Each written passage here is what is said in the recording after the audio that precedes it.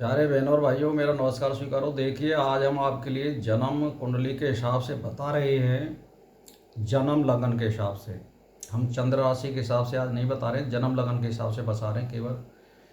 और चंद्र लगन में देखना है तो चंद्र लगन बना करके देखना है। तो देखिए, अगर आपकी जन्म लगन से छठवें स्थान में या सातवें स्थान में या आठवें स्थान में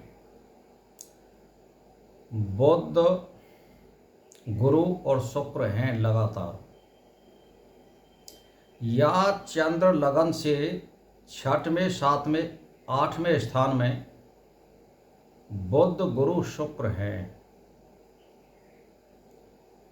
तो आप समझ लिए आपको वैभव और सुख अवश्य प्राप्त करेंगे। इसको माला योग भी कहते हैं। यानी कहने का मतलब ये है कि ये आदमी एमपी, एमएलए, मुख्यमंत्री तक बन सकता है।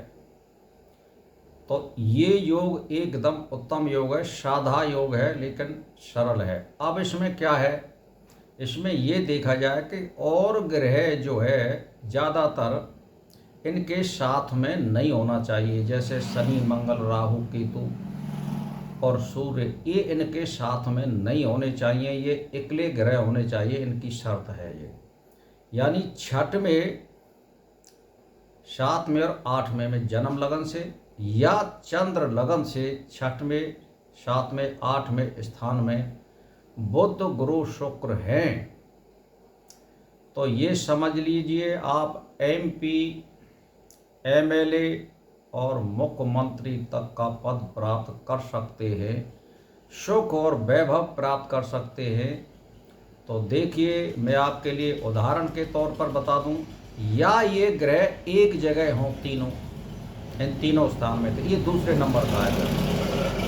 पहले नंबर का तो यही है कि लगातार होना चाहिए। दूसरे नंबर में यह है तीनों स्थानों में से कहीं तीनों बैठे हों, तब भी वही बात मानी जाएगी। या चौथे स्थान में गुरु, बुध, शुक्र तीनों बैठे हों, ये 3-4 योग हैं एक ही प्रकार के, तो इनसे ये उपलब्धि होती है।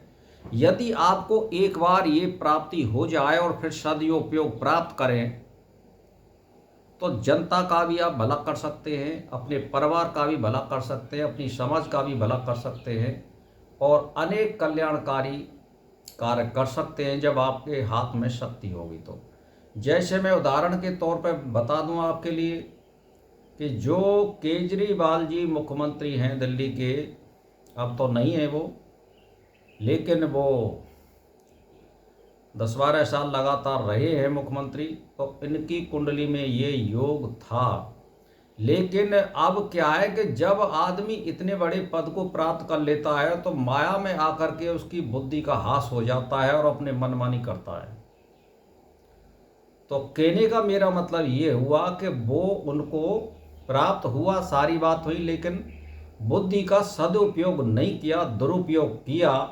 जनता की सेवा में भाव, मन, ध्यान नहीं लगाया, मानसो धन खींचने के लिए, मान प्रतिष्ठा करने के लिए अनाप शनाप कार्य करें, तो उसका हास आप देख रहे हैं। और दूसरा उदाहरण आप देख लीजिए मोदी जी का।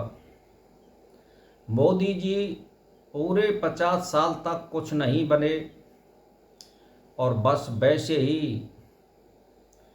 किसी समाज या संघ से जुड़े रहे और समाज सेवा से जुड़े रहे। जब उनको मौका मिला, मुख्यमंत्री का पद एकदम प्राप्त हुआ, तो उन्होंने बुद्धि का सदुपयोग किया और सदुपयोग किया, समाज सेवा से जुड़े रहे और